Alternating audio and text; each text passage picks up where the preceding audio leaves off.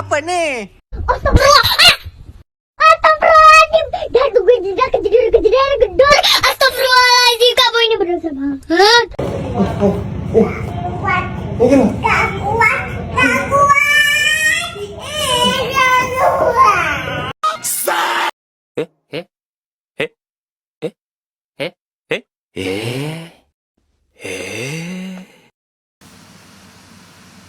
Assalamualaikum warahmatullahi wabarakatuh. Perkenalkan, nama saya Hanisa dengan NIM 0531736629 UPPJJ Bandung. Dengan ini saya membuat video untuk menyelesaikan tugas 3 mata kuliah perencanaan program komunikasi.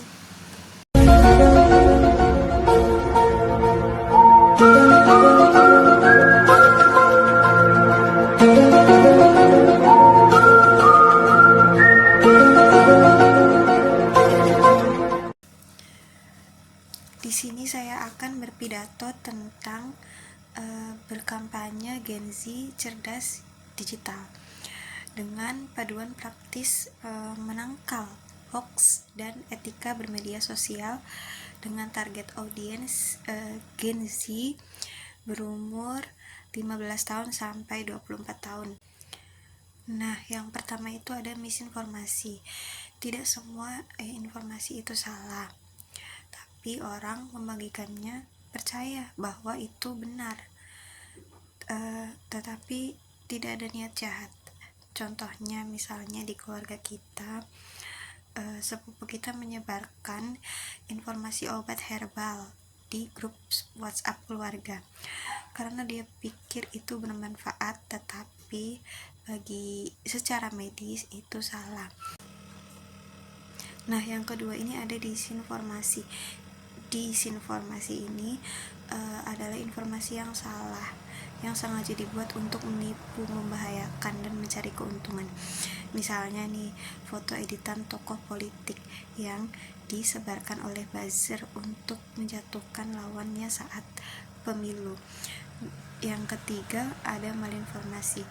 Informasi yang benar, yang faktual, tetapi bisa disebarkan juga untuk niatan jahat, ya misalnya untuk merugikan orang lain, biasanya yang ke ranah yang lebih private.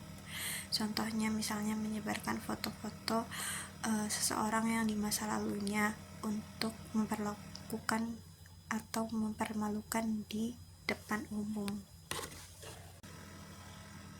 Kemudian, kenapa sih kita mudah tertipu? Nah, di sini ada psikologi medianya.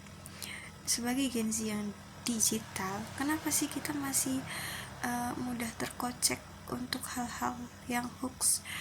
Nah, di sini ada bias konfirmasi.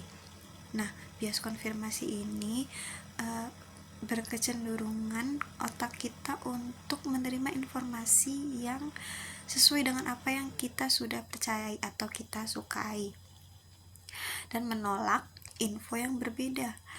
Nah, jadi di sini ada tips untuk bias konfirmasi. Misalnya jika kita membaca berita yang membuat kita merasa, nah kan benar dugaannya, jadi kita harus lebih berhati-hati dan harus mengecek lagi. Kemudian ada ruang gema. Ruang gema ini kita bisa melihat di sosial media seperti TikTok, Instagram. Nah, di situ ada algoritma bersosial media yang berkecenderungan untuk menyuguhkan konten yang mirip dengan apa yang sering kita like. Jadi akhirnya kita terjatuh ke dalam gelembung informasi yang seragam dan merasa pendapat kita tuh benar-benar mutlak benar gitu. Kemudian ada teknik sharing sebelum sharing.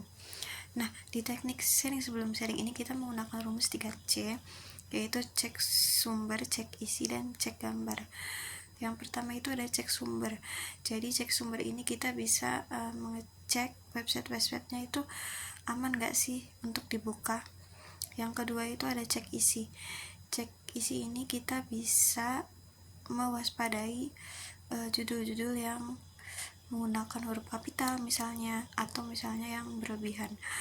Misalnya kayak seringkali berita lama tuh, misalnya berita di 2018 tapi disebarkannya lagi di 2024 atau 2025. Nah, jadi seolah-olah berita itu baru terjadi padahal berita lama. Kemudian ada yang terakhir, cek gambar. Nah, di cek gambar ini kita bisa men-screenshot gambar-gambar yang kita curigai, lalu kita masukkan di Google Reverse Image Search atau di Yandex Image. Nah, di situ kita bisa cek langsung, nanti ketahuan gambar-gambar dan kejadiannya itu di mana. Sekian pendapat saya berpidato untuk menyelesaikan tugas 3 dengan mata kuliah perencanaan program komunikasi. Kesepian tanpa kekasih. Cukup sekian dan terima kasih.